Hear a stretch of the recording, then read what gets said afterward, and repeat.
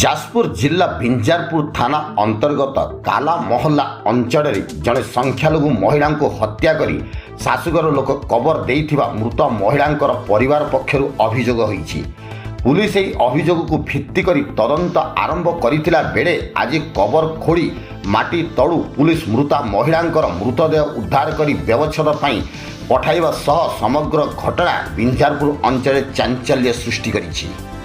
ଘଟଣାରୁ ପ୍ରକାଶ ପଶ୍ଚିମବଙ୍ଗ ରାଜ୍ୟର ପଶ୍ଚିମ ମେଦିନୀପୁରର ଦେଓରା ଥାନା ଅନ୍ତର୍ଗତ ଗୋଲା ଗ୍ରାମର ରଜାଉଲ ରେହମାନଙ୍କ ଝିଅ ରୋଜିନା ଖାତୁନ 2017 ଅପ୍ରେଲ 10 ତାରିଖ ଦିନ ବିଞ୍ଜାରପୁର ଥାନା ଅନ୍ତର୍ଗତ କାଲା ମହଲ୍ଲା ଅଞ୍ଚଳର ଶେଖ୍ ଇସାକଙ୍କ ପୁଅ ଶେଖ୍ ମୁସ୍ତାକିନଙ୍କୁ ବିବାହ କରିଥିଲେ। ଏହି ବିବାହଟି ଇସଲାମୀୟ ରୀତିନୀତି ଅନୁସାରେ ହୋଇଥିଲା।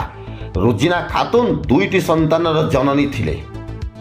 ତେବେ ଗତ ମାସ 21 ତାରିଖ ରାତିରେ ରୋଜିନା ଖାତୁନଙ୍କ ସ୍ୱାସ୍ଥ୍ୟାବସ୍ଥା ଖରାପ ନେଇ ନଣନ୍ଦ ଫୋନ୍ କରି ରୋଜିନାଙ୍କ ପରିବାର ଲୋକଙ୍କୁ ଜଣାଇଥିଲେ।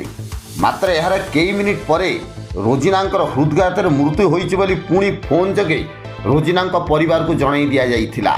ତାଙ୍କ ବାପା ଘଟଣାସ୍ଥଳ ବିଞ୍ଜାରପୁରରେ ପହଞ୍ଚି ଇସଲାମୀୟ ରୀତିନୀତି ଅନୁସାରେ ଝିଅର ଶବ ସଂସ୍କାର କରି ନିଜ ଗାଁକୁ ଫେରି ଯାଇଥିଲେ।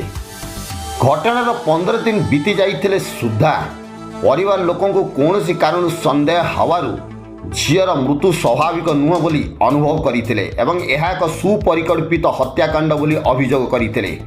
ଅଭିଯୋଗ ପାଇ ବିଞ୍ଜାରପୁର ଥାନା ପୁଲିସ 558/24ରେ ମାମଲା ରୁଜୁ କରି ଭାରତୀୟ ନ୍ୟାୟ ସଂହିତା ଦଫା 85, 296, 103, 551/2, 3/5 ଓ 4 ଦଫାରେ ରୁଜୁ କରି ରୋଜିନାଙ୍କ କବର ଦିଆଯାଇଥିବା ସ୍ଥାନକୁ ପୁଲିସ ସାଇଣ୍ଟିଫିକ୍ ଟିମ୍ ଓ ମାଜିଷ୍ଟ୍ରେଟଙ୍କ ଉପସ୍ଥିତିରେ ମାଟି ତଳୁ ମୃତଦେହ ଜବତ କରି ବ୍ୟବଚ୍ଛେଦ ପାଇଁ ଜିଲ୍ଲା ମୁଖ୍ୟ ଚିକିତ୍ସାଳୟକୁ ପଠାଇଥିଲେ। ତେବେ ଏହି ଘଟଣା ପ୍ରଘଟ ହେଲା ପରେ ମୃତା ରୋଜିନାଙ୍କ ଶାଶୁଘର ଲୋକ ଫେରାର ହୋଇଯାଇଛନ୍ତି। ପୁଲିସ ସେମାନଙ୍କୁ ଧରିବା ପାଇଁ ବିଭିନ୍ନ ସ୍ଥାନରେ ଚଢ଼ଉ ଜାରି ରଖିଛି।